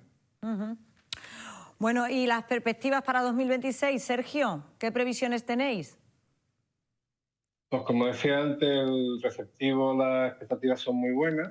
El emisor vamos a andar más o menos muy parecido a lo que ha sido este año. Y bueno, esperemos que todo vaya mejor. Si la economía lo permite, los precios no se disparan. Pues la verdad es que ha habido una subida importante el 25 con respecto al 24, en torno al 10-12% de subida de los paquetes turísticos. Es cierto. Ah, bueno, pues está muy bien. Sergio, ¿hay gente ya que reserva las vacaciones de verano o en Navidad no estamos pensando en eso? Sí, ya van preguntando. Madre mía. Normalmente empiezan ahora, entre enero y marzo, cuando empiezan a venderse ya lo que son vacaciones. Ahora van preguntando, se van informando y ya en estos primeros meses del año empezamos a vender ya lo que es el periodo de verano. Incluso muchos ya pensando en la Navidad del año que viene. Yo siempre digo que lo ideal son 6 meses antes de la salida. Porque incluso ahora si tú pides ahora un vuelo para el año que viene, para Navidad, igual todavía no están ni cargados en el sistema. Y si están cargados, las compañías quieren venderlo caro. Y lo van variando conforme se acerca la fecha de salida, que es una media de los 6 meses, es lo que yo recomiendo que se reserve con anticipación. Bueno, 6 meses. Todavía estamos a tiempo. Sergio, vamos a pensarnos cuál va a ser el destino y reservamos. Muchísimas gracias. Tenemos muchas posibilidades los malagueños, tanto de crucero, de vuelo, muchas posibilidades para ver. La verdad que sí. Por supuesto que sí. Feliz Navidad, Sergio. Muchas gracias por atendernos esta mañana. Igualmente a todos vosotros. Gracias a vosotros siempre. Un beso fuerte, Sergio, por atendernos. Bueno, yo me iría a cualquier sitio. Entre nosotros, ¿os gusta viajar? A mí me encanta viajar. Vaya, de los mejores placeres Sí, que sí, hay sí. en Y siempre que puedo viajo. Con amigos que nos vamos 40 o 50 juntos. Qué barbaridad, 40 o 50, Sí, sí, pero no en el mismo hotel, ¿no? Porque sois prácticamente como un congreso. Siempre procuramos en el mismo hotel, ¿eh? Tenemos un grupo de WhatsApp donde hay 184 personas y unas veces vamos unos, otras veces van otros, pero nos vamos por Europa. Madre mía. Estuvimos en Uzbekistán, hace poco en Nueva York y nos ponemos de acuerdo. Siempre buscamos los viajes más económicos, ¿no? Las mejores ofertas, ¿no? Oye, pues métenos en el grupo a Claudia hay a mí, oye. Sí, os incluyo, que 184, 186 no se nota. Oye, que nos metan, ¿no, Claudia? Uno más uno. Donde comen dos, comen tres, como se suele decir. Paula, es un grupo en el que no se puede hablar ni de política, ni de fútbol, ni de temas controvertidos, solo de que ya hablamos de ese tema. Queremos estar en ese grupo, claro, definitivamente. Queremos formar parte de ese grupo. Que vamos a hablar del precio de los productos navideños, que ha subido todo. Dios mío de mi vida, el turrón 16% era, 16%. Bueno, yo, la verdad, tengo que decir, el turrón clásico no lo compro poco y no me doy cuenta, pero el turrón de chocolate, el clásico turrón de chocolate que, bueno, pues a los niños les encanta, bueno, es que está por las nubes, es que no hay quien lo compre. Bueno, y ahora ya hay turrón con pistacho, ya hay un montón de variedades que dices, bueno, también el huevo está carísimo. El huevo y las almendras, por las Claudia. Nubes. Claro, las almendras y de ahí también viene el precio. Se ha incrementado el precio. precio de los turrones porque ha subido considerablemente el huevo y las almendras, ¿no? Pero tengo aquí un dato, ¿eh? El turrón de marca ha llegado ya hasta los 33 euros el kilo. Claro, el kilo. Y el de marca blanca, que podemos encontrar en muchos supermercados, se ha encarecido bastante también, 15 euros el kilo, ¿no? Hasta las peladillas están caras, caray. Con esto, ¿qué hacen los malagueños? Yo siempre me pregunto, ¿vosotros sois de menú fijo en Navidad? Es decir, ¿tenéis siempre un menú fijo? Tú sí, tú lo tienes claro. ¿Y no cambias? Cueste lo que cueste, quiero decir. Bueno, ¿O es que es un menú barato? A ver, cuéntanos, Claudia. No, porque es su especialidad. Salgo no, lo pido, no lo cocino. Nosotros cenamos en casa roast beef. Entonces siempre lo encargo. Sí, es un roast beef con una salsa de arándanos, hago un puré de patatas y luego con cuscús, cebolla y manzana caramelizada. Entonces es lo que cenamos. Y siempre trato de pedir un poquito más para que me dure pues unos 3 o 4 días para estar comiendo roast beef porque nos encanta. Y bueno, ya el 31 ya es como más light, ¿no? Sí. Ya es como estoy más abierta a todas las opciones. No, es que me he quedado embobado mirando a Claudia. Puedes hacer esa comida un día para nosotros. Hombre, ¿eh? me encantaría. Llevamos lo que tú quieras. Pero para los 184 no. No, para los compañeros bueno, y hacerles del una grupo, cochinita por los pibil, viajes, ¿no? me encantaría más. Bueno, todavía. que les hemos preguntado a los malagueños, porque con esta subida de precios de todo, les hemos dicho, pero bueno, ¿y qué menú de Navidad van a poner? A ver, ¿qué nos cuentan los malagueños?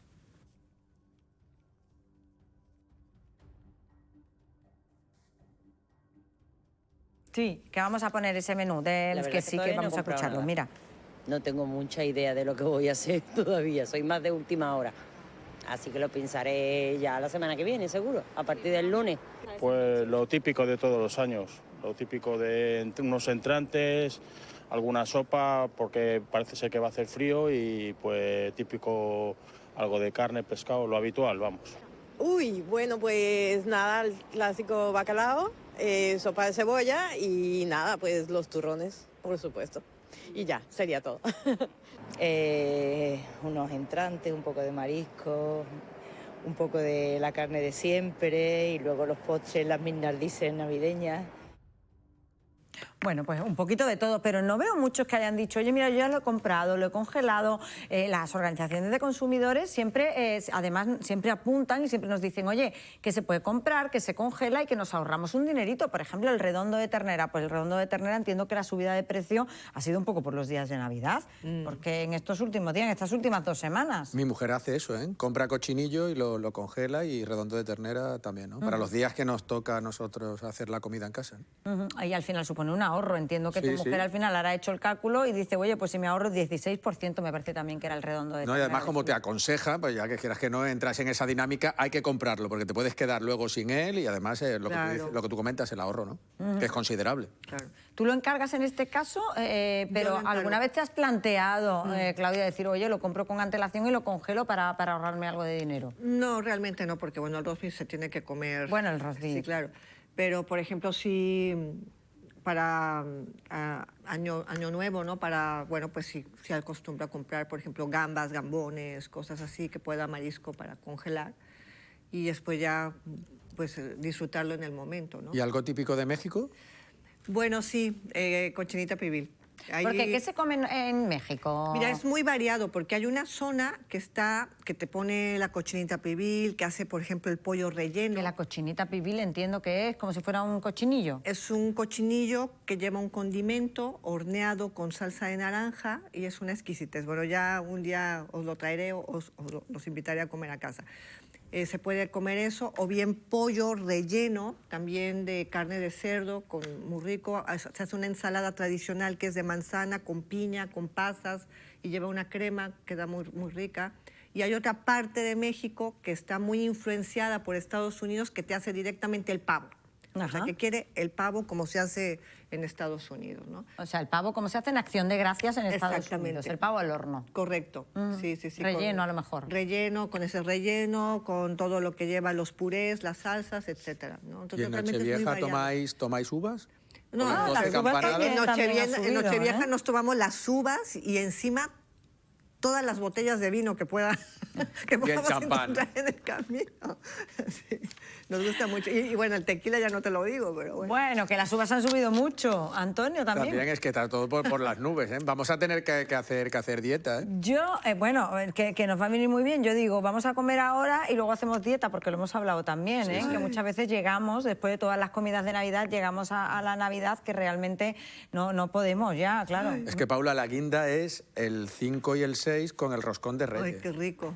Como me encanta. Que la guinda es el 5 y el 6 con el roscón de Reyes, bueno, que también pues es mira, hipercalórico, ¿no? Me viene perfecto, me viene perfecto lo del 5 y el 6 con el roscón de Reyes, porque vamos a hablar justamente de la cabalgata de sus majestades los Reyes Magos de Oriente, que ya ha comenzado la venta de las entradas a las 12 de la noche, que yo pensaba que era un poquito más tarde, pero vamos a ver si todavía quedan entradas, porque vamos a hablar con Manuel Torres, que es vicepresidente segundo de la agrupación de cofradías.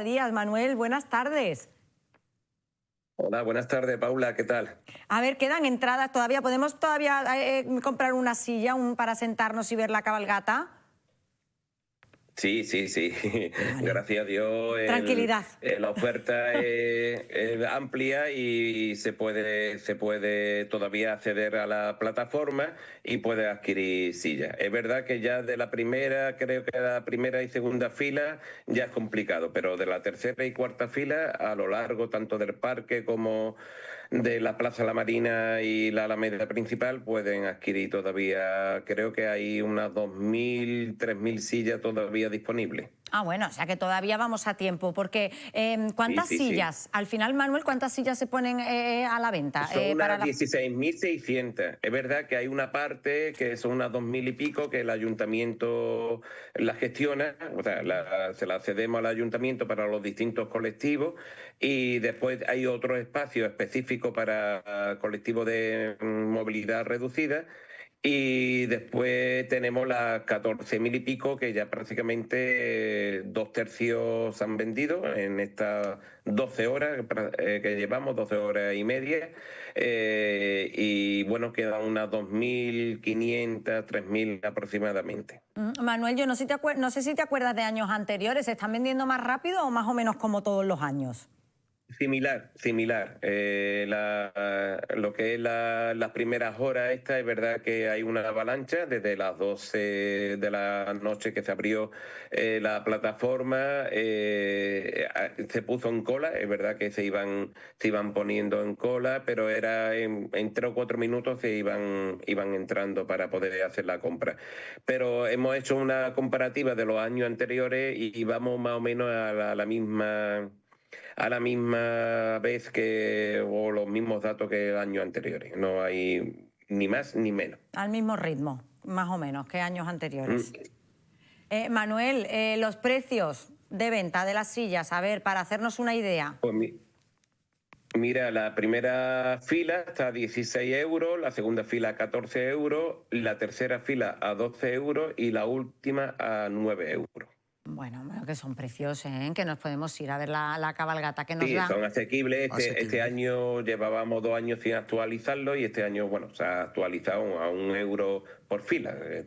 La subida ha sido, digamos, lo más ajustable y lo más ajustable al presupuesto de montaje, porque llevamos 140 personas que tienen que estar entre acomodadores, montaje, desde la noche, la madrugada anterior, después la recogida, y eso lleva una infraestructura y que de hecho hace un momentito que vengo de una reunión de coordinación que hemos tenido con distintas áreas del ayuntamiento y en el cual pues bueno, pues ya se pone ahí todo lo que son toda la infraestructura y los horarios de corte, de tráfico, etcétera. Que conlleva. Cuéntanos, Manuel, ¿nos puedes adelantar a ver cuándo empieza el montaje? Porque, claro, decías tú, es que eso conlleva un operativo muy importante en el que no solo está la agrupación de cofradías, está en coordinación también con el Ayuntamiento de Málaga, con el área de seguridad, en fin, que tiene su... Claro.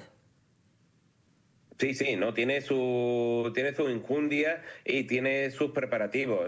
Con el área de protección civil hemos estado reunidos con policía local, movilidad, la MT, servicio operativo. Es que son muchas áreas que tenemos que ponernos en coordinación, y todo el operativo empieza desde la madrugada del 4 al 5, que es cuando se empieza a hacer los cortes de tráfico para la descarga de todas las sillas, vallas, etcétera, y todo eso se va, digamos, haciendo, ya irá informando al ayuntamiento de los distintos horarios de corte a lo largo de la mañana, madrugada, mañana y tarde del día 5, hasta que pase la cabalgata y se retire y se haga la limpieza posterior de todas las calles que haya discurrido la cabalgata como tal. Claro, un esfuerzo que hace también la agrupación. ¿Dónde se compran? Por internet. Claro, se compran en la página web. En la página web tiene la ventanilla virtual y ahí ya te dirige directamente a la compra de las mismas. Y Manuel, además, muy interactivo la plataforma, para que cualquier persona que tenga un conocimiento mínimo de internet e informática puede acceder perfectamente. No es nada difícil. La página de la agrupación, si buscamos agrupación de cofradías, de entrada de cabalgata, para poder. Salen directamente. Y Manuel, para vender un poco el producto a los malagueños y malagueñas, ¿cuáles son las ventajas de ver la cabalgata de Reyes sentado en la Plaza de la Marina, en el Paseo del Parque o en la Alameda principal? Bueno, la ventaja principal es que primero va a tener tu sitio determinado, va a poder compartirlo, bueno, con los amigos, familiares que lleve, y la comodidad de poderlo ver, sobre todo de la ubicación, ¿no? Ya sea en cualquiera de las partes, se ve muy bien.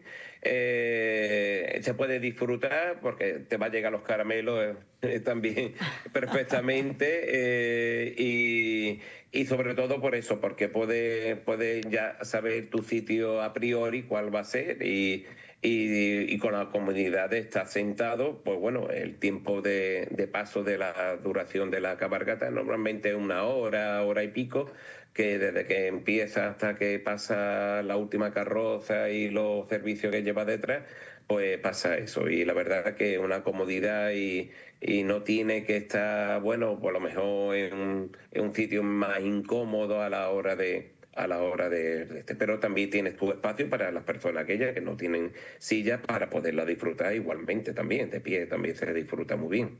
Bueno, sobre todo que no tienes que ir buscando un sitio, Antonio, que si no tienes silla, pues te tienes que ir allí un poco buscando la vida, ¿eh? Entre uno y otro y haciéndote un hueco. Sí. Que yo de eso sé mucho, ¿eh? Que he estado muchos años, algunos también en silla, ¿eh? Que no tiene nada que ver.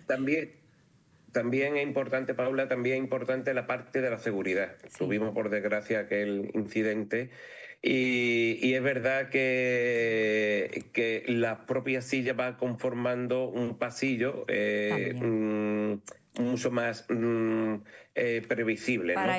Porque estamos sentados, que no puede haber ningún tipo de avalancha o de empujar y etcétera. Por lo menos hay una parte del recorrido que conforma de una forma más ordenada el recorrido y el discurrir de la cabalgata. Pues Manuel Torres, muchísimas gracias por habernos acompañado esta mañana. Pues muchísimas gracias a vosotros y bueno, y feliz Navidad ante todo. Igualmente. Y buenos Reyes. Manuel, feliz Navidad, igualmente. Oye, qué maravillosa la labor que hace la agrupación de cofradías, que hay que decirlo también, que bueno, pues pone en marcha también la instalación de las sillas para que todos los malagueños podamos disfrutarlo. Es una experiencia preciosa. Yo siempre les digo, bueno, a los mexicanos que recién han llegado a Málaga, que es algo que tienen que vivir, ¿no? Que disfrutar en compañía de sus amigos, sobre todo de sus hijos, muchos vienen con sus hijos menores, entonces, bueno, pues es una experiencia que definitivamente vale la pena que se acerquen a disfrutarla, ¿no? Oye, que voy a invitar a los malagueños a ver, por supuesto, la cabalgata del centro, pero también las cabalgatas de los distritos, que están creciendo cada vez y cada año son mejores, que también hay que visitarlas. Antonio. Nos apuntamos a un bombardeo, ¿no? Nada, nos apuntamos a todo, que vamos a ir uniendo el cochinillo con la cabalgata, con el viaje que vamos a hacer con los 184 del grupo de Antonio. Total, eso se te ha quedado, eso se te ha quedado. Que no nos va la lotería que nos va a tocar. Y la lotería Hombre, que nos va a Dios. tocar el lunes, total, que lo tenemos todo, que lo tenemos todo. Mil gracias a los dos, feliz Gracias, Navidad Paula, y felices que fiestas. disfrutéis mucho de la Muchas fiesta, que os traigan felicidades. muchas cosas, los Reyes Magos. Yo, de momento, me voy a ir hasta la redacción de Informativos, porque allí está Pedro Jiménez, que nos va a contar todos los detalles sobre la información y sobre las noticias en las que están trabajando hasta ahora. Pedro, buenas tardes. Hola Paula, ¿qué tal? Muy buenas tardes. Pues vamos a seguir hablando de la Navidad y en concreto de la Lotería de Navidad. Y es que quedan tan solo 4 días para la celebración de este sorteo extraordinario. Y seguro que muchos de nosotros estamos pensando ya en qué nos podríamos gastar ese dinero si nos toca el gordo. Recordemos que el gordo serían 328.000 euros si le quitamos ya a esos 400.000 euros del premio los impuestos. Pues muy bien, más allá de saber en qué nos los podíamos gastar, sabemos en qué no nos los vamos a poder gastar si vivimos en la provincia de Málaga, y es en la compra íntegra de una vivienda. Y es que un informe que ha publicado hoy el portal inmobiliario pisos.com dice que tan solo 4 provincias de toda España no podrían llegar al precio de una vivienda en su totalidad con esos 328.000 euros. Es Málaga, Baleares, Madrid y Guipúzcoa. Y es que ellos han hecho una media, el precio medio de la vivienda en cada provincia de una vivienda de 90 metros y sale por 340.000 euros. Así que podríamos comprarnos muchas cosas, pero una vivienda en su integridad no. Y recordar también que el sorteo de la Lotería Nacional se podrá ver en Canal Málaga en directo a partir de las 8:30 de la mañana, en programa en directo toda esa mañana. Y vamos a cambiar de asunto, totalmente de asunto, de algo no tan amable, porque estamos llegando al final de año y es hora de hacer balance. Hoy en el informativo vamos a hacer un balance, como decimos, de algo no tan amable, y es que el Instituto Nacional de Estadística ha publicado hoy las causas de fallecimiento en todas las provincias de España. Nosotros nos vamos a fijar en Málaga del año 2024. En ese año han muerto en la provincia de Málaga 13.785 personas, son 173 menos que en 2023. La principal causa, los tumores, 3.772 muertes, que son 174 más que el año anterior. La segunda causa, las enfermedades del sistema circulatorio, 3.560 fallecimientos, 256 menos. La tercera, por enfermedades del sistema respiratorio, 1.404, que son 41 menos. Y la principal causa de muerte no relacionada con enfermedades sigue siendo los suicidios, con 189 muertes en 2024, son 26 más que en 2023. Estos serán dos de los asuntos principales en nuestros informativos. También iremos a la concentración que Comisiones Obreras está manteniendo para protestar por la calidad de los trabajadores, de las condiciones laborales de los trabajadores de los grandes almacenes, y la Fundación Unicaja, que presenta sus campus para el próximo año, para 2026.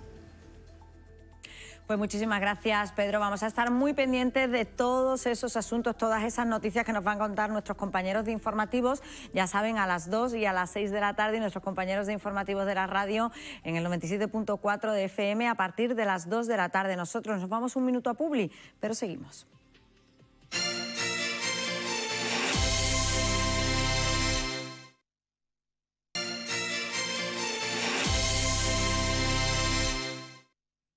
Pues 12:53, faltan 7 minutos para la 1 de la tarde. Seguimos en directo en Málaga, aquí ahora, el magazín de la televisión municipal de Canal Málaga, y abrimos la puerta a nuestra sección con IBIMA. Hoy les contamos un tratamiento nuevo que busca evitar tratamientos innecesarios y acertar desde el primer momento. Ese es el objetivo de un proyecto desarrollado en Málaga que busca cambiar la forma de tratar el cáncer. Una investigadora de IBIMA, Bionan, ha sido seleccionada por la Fundación La Caixa para desarrollar un análisis de sangre clave en la medicina de precisión. Es Isabel Barragán y nos lo va a contar ahora, en este momento, porque la tenemos aquí. Bienvenida. Hola. Isabel, buenas tardes. Muchas gracias. Doctora en farmacia y genetista. Bueno, lo primero, enhorabuena por esa investigación de la que nos va a dar más detalles y que podría suponer un paso muy grande en el tratamiento del cáncer, sobre todo en elegir el tratamiento concreto para una persona. Sí, exacto. Muchas gracias por la oportunidad. Siempre es bueno poder hablar de esto, pues para que todos, no solo los científicos locos, no estemos al día de esto. Pues es un tema muy importante y la verdad nada divertido. Estamos en un entorno de pacientes que tienen cáncer con metástasis, que es un momento crucial donde hay que decidir rápido y decidir bien. Entonces, lo que hace este test, que ya tiene nombre, se llama EpiPredict, ¿no? Este proyecto, es que en sangre podemos analizar una serie de moléculas que nos van a decir si el paciente se va a beneficiar o no de la inmunoterapia. Y después, si es candidato o no a un tipo de radioterapia muy especializada que también damos en algunos casos cuando falla la inmunoterapia. Claro, la ventaja de este análisis, primero que es un análisis de sangre, con lo cual, claro, eso facilita mucho más. Y luego que en cáncer, Isabel, que son, bueno, en un periodo en el que el tiempo es crucial, lo podemos decidir el tratamiento que le va a funcionar en muy poco tiempo. Sí, porque este tipo de análisis en sangre, que además no requieren que hagamos una biopsia, para poneros en contexto, cuando estamos en una etapa metastásica, la mayoría de las veces no es posible hacerle una biopsia al paciente, entonces estamos a ciegas. EpiPredict es como una brújula que nos indica el norte, ¿no? Nos dice de los poquitos de las opciones terapéuticas según el tipo de tumor que tenemos, cuál la inmunoterapia va a funcionar o no, se la damos o le damos otra cosa. ¿Sirve para todos los cánceres, para todos los tipos de cáncer? Pues nuestro estudio es muy especial porque lo estamos haciendo aquí en el Hospital Clínico en Málaga, y en el que muy generosamente los pacientes donan sus muestras de sangre y son pacientes que están tratados con inmunoterapia. Entonces, son la mayoría cáncer de pulmón y melanoma, pero también tenemos otro tipo de tumores como cáncer, tumores renales, y entonces lo bueno de este test y del diseño de este estudio es que nos da esa información para varios tipos de tumores, no está restringido a un solo tipo. Volviendo al principio, Isabel, ¿cómo empieza esta investigación? ¿Cómo surge? ¿Cómo nace y cuándo? Pues nace oficialmente en 2018, pero se remonta mucho antes. Todo esto no es solo mío, es un equipo, pero tiene su origen en la mezcla que en mi carrera quiero hacer de la farmacia, porque yo soy farmacéutica, y la genética, porque ya cada vez más medicamentos son muy específicos, por eso nace la medicina de precisión de la genética del individuo. Entonces, ¿qué pasa? Que yo hago mi máster en farmacia, después quiero unirlo a la genética, me especializo en genética en el Virgen del Rocío, en Sevilla, y después hay un líder mundial en una disciplina que se llama farmacogenética, que es eso, ver qué es lo que te está diferenciando a ti de otra persona, porque tú respondes y otra persona no responde. Entonces voy a Suecia, son 7 años y pico, casi 8 de trabajo allí, y también descubrimos que no solo los genes son importantes, sino cómo se activan y desactivan, es como un interruptor, ¿no? Entonces ese interruptor es el que nos está dando esa información de ¿va a funcionar o no? Entonces, vuelvo a España, quiero implementar esto en el hospital, porque al final yo soy un investigador de hospital, y así es como empieza en 2018, vuelvo, y claro, esto siempre tiene que responder a una pregunta y una necesidad clínica. En la clínica, en ese momento, se había introducido recientemente la inmunoterapia, y era uno de los tipos de terapia en los que sabemos menos si le va a funcionar o no. Y es un problema grande porque hay algunos pacientes que funcionan muy bien y mucho tiempo están bien, pero a otros pacientes no les sirve. Entonces se me hace esa pregunta intenta resolver este problema clínico y montamos un equipo y ahí empieza el proyecto. A partir de ahí, 2018, ¿no? Sí. Empieza ese proyecto. ¿Con cuántos investigadores y cuáles son las fases que se desarrollan? Sí, pues empieza pues apoyado por mi unidad de oncología. Empezamos 2 o 3, ya somos un equipo casi de 10. Bueno. Y tiene distintas fases. La primera fue muy exploratoria, con una hipótesis en la que decimos, pues esta es la razón, puede ser la razón de la resistencia al fármaco. Y después lo fuimos validando y en esta etapa ya tenemos lo que se llama prueba de concepto. Ya sabemos que es así.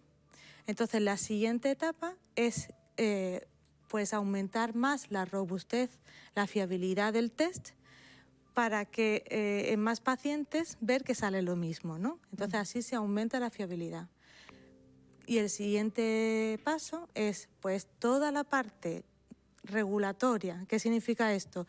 Que cuando tú estás en investigación lo publicas en una revista científica, pero eso no significa que eso sea útil para la sociedad, solo para los otros científicos y la base de otras investigaciones. Claro. Pero para que realmente esto sea un producto que lo use el hospital, tiene que pasar pues una serie de análisis muy controlados. Pues ese es el siguiente paso. Más pacientes con los controles que te pide quien te va a dar tu sello de la Comisión Europea para que eso se pueda comercializar, ¿no? Y usar. Entonces estamos en ese paso. Ahora la validación clínica, todo el aspecto regulatorio. ¿Y esto cuánto podría tardar, Isabel?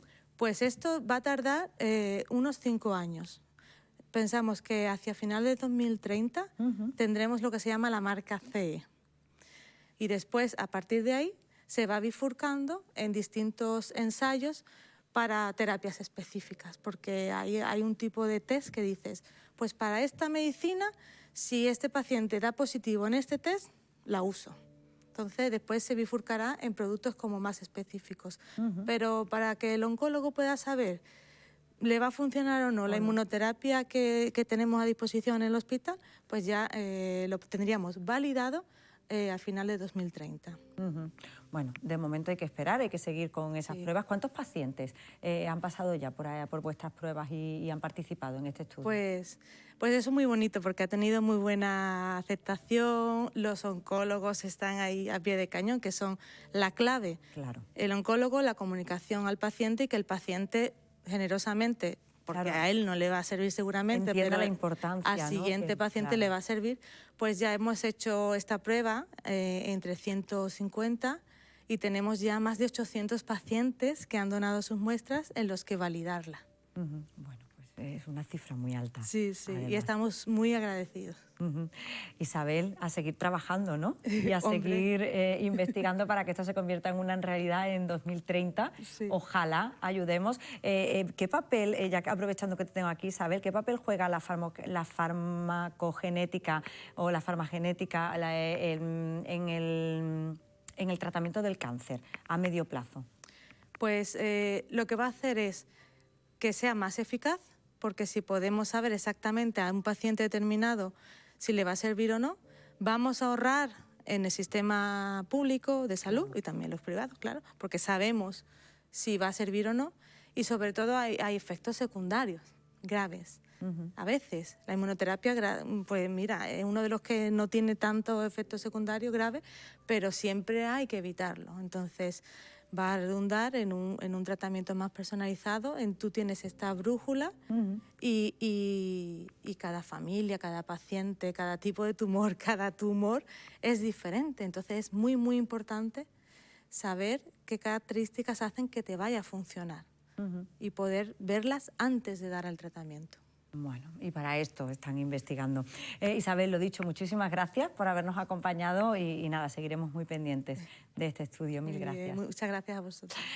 Bueno, nosotros continuamos y nos vamos a ir, aparte de la iluminación en el centro, porque fíjense, con esto de las Navidades hay muchos comercios, lo veíamos ayer, hay muchos espacios que se decoran, tenemos la iluminación navideña por calle Larios y también el Hotel NH, el Málaga Palacio, está allí pendiente de esa iluminación y se ha reconvertido para regalarnos ese aspecto navideño. Vamos. se ha convertido en parada obligada ya en los paseos navideños por el centro. Es el Hotel AC Málaga Palacio, que durante estos días Qué se vergüenza. transforma y se convierte en esta auténtica maravilla. Y toda de la mano de su director, como siempre, Jorge González. Muy buenos días. Muy buenos días, ¿qué tal? Esta maravilla, ya podemos decir que además es parada obligada ya todos los años, ya esto se ha convertido en una tradición más de Málaga, ¿no? Bueno, yo creo que sí, estamos dentro del circuito de las luces y todos los espectáculos navideños. Vemos aquí uno al lado, el de la catedral, el de la torre de la catedral, con lo cual es muy fácil parar aquí en el hotel. ¿Cuánto se tarda en hacer todo este montaje? Bueno, esto lleva su tiempo porque antes de plasmarlo hay que hacer una reunión marcando cuáles van a ser las directrices y luego empezar a trabajar en unos almacenes para finalmente sacarlo. Calculo que alrededor de 25 días, un mes. ¿Colabora todo el hotel en esto, todos los empleados? Sí, casi todos, casi todos. Sobre todo están implicados los departamentos de mantenimiento, de recepción, de interiorismo, de decoración. ¿Son ellos mismos los que lo montan? Sí, tenemos un departamento de interiorismo que es quien lo monta. Unos años va, bueno, pues la temática es en torno al color rojo. Este año hemos visto que además habéis añadido tonos pasteles que, bueno, pues dan a esto una imagen prácticamente de Charlie la fábrica de chocolate, podríamos decir, ¿no? Todo lleno de caramelos y este auténtico atractivo, entiendo, sobre todo para los más pequeños. Sí, es verdad que cada año solemos ir en torno a una temática. Este año hemos querido dedicarlo a los más pequeños de la casa, la ilusión, los muñecos, las figuritas de niños como los grandes protagonistas de la Navidad. Llegan aquí los clientes, se encuentran esto, ¿cuál es la reacción? No, la reacción sorprende porque no es habitual encontrarte un hotel con tantas cosas, ¿no? Entonces la reacción sorprende. Los clientes que vienen, que son habituales de otros años, pues siempre te comparan, ¿no? El año pasado me gustaba más o esto me gusta más este año. Bueno, o sea, es muy especial. Además que nosotros pensamos que la ciudad está embullida en un ambiente muy navideño y un edificio de estas características siempre hemos sido partícipes de ponerle también con mucha historia de la Navidad, ¿no? De lo que son estas fechas. ¿Todo este ambiente navideño se traslada también a las habitaciones? ¿Se encuentran algún regalito cuando llegan los clientes que tenga que ver con la Navidad? Sí, bueno, hay algún regalito que tiene que ver con la Navidad que solemos personalizar. Pero sí que hay algunas habitaciones que lo que tienen, las que son más grandes, tienen su decoración de Navidad. Entonces, como un hotel, la clave es que tú te encuentres como en casa, pues también te encuentras la decoración que tú podrías encontrarte en tu casa. Hablabas, Jorge, del hecho de que, bueno, que el AC Málaga Palacio está aquí en el centro de la capital y es un modo más, bueno, pues de sumarse a todo lo que ocurre en el centro. Lo vemos ahora en Navidad, pero lo vemos también en otras épocas del año, porque ya Semana Santa, la feria transforma también el hotel. Sí, yo creo que eso es una manera de meter al turista en el periodo que va a venir en ese momento, ¿no? Por ejemplo, pues en Semana Santa estamos desde Cuaresma ambientando el hotel y ya el turista sabe dónde viene, a lo que viene, qué es el centro de la ciudad en esa época, que es la Semana Santa, y en feria pues exactamente lo mismo, ¿no? Transformarlo en una caseta de feria para que el cliente también, porque muchas veces no pueden vivir la feria como la vivimos nosotros, pues para que la puedan vivir desde que llegan por la puerta. Al final no dejáis de ser prescriptores de tradiciones de la ciudad. Bueno, yo creo que eso está bien, ¿no? El no abandonar las tradiciones, saber a qué te dedicas, que nosotros nos dedicamos al alojamiento, pero intentar también que las tradiciones formen parte de nuestro trabajo.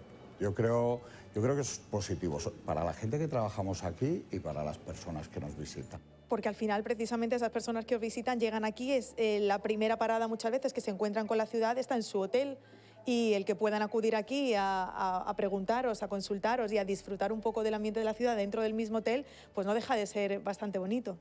Sí, además que eso le gusta a la gente. A lo mejor no lo manifestamos, pero sí es verdad que cuando vienes a un hotel, y un hotel en una época como es la Navidad, y te encuentras con un hotel navideño y que está metido en ese ambiente, te gusta. Pues muchísimas gracias, Jorge, por abrirnos una vez más las puertas de la CEE Málaga Palacio y dejarnos disfrutar con todo este ambiente navideño, que además yo creo que podríamos decir que es el ambiente navideño más concentrado de la ciudad, ¿no? Aquí en unos metros pues nos metemos de lleno totalmente en el espíritu de estas fiestas, ¿no? Sí, eso es cierto, porque no disponemos de mucho espacio, entonces es verdad que la decoración está muy concentrada. Muchísimas gracias a vosotros y que tengáis una muy feliz Navidad. Igualmente, desde Canal Málaga, como siempre, te deseamos a ti y a todo tu equipo, que siempre además está colaborando con nosotros y siempre con la amabilidad por bandera, que paséis unas muy felices fiestas. Igualmente. Bueno, pues el AC Málaga Palacio, que es visita obligada con esa decoración maravillosa que tiene. Nosotros estamos llegando prácticamente al final, pero saben que antes de despedirnos nos gusta darles algunos apuntes culturales, como siempre, en nuestra agenda cultural.